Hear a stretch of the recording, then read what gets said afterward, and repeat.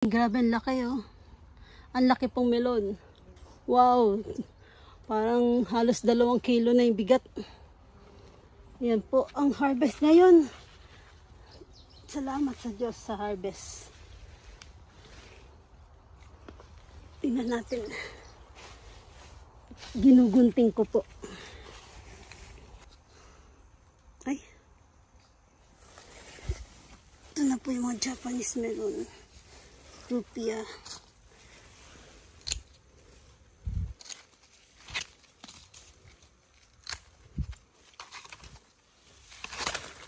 Yan po ang harvest ngayon. Nag-harvest na. At mayroon daw itong mga order na kaagad. May mga order. Kaya po, harvest na. Harvest time ng aming melon dito sa Hokkaido. Ito po ay Japanese melon. Rupia. Rupia.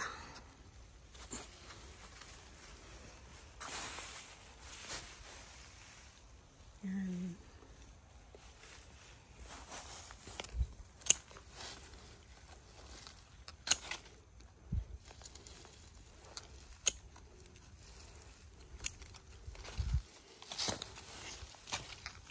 Yan po. Ang laki.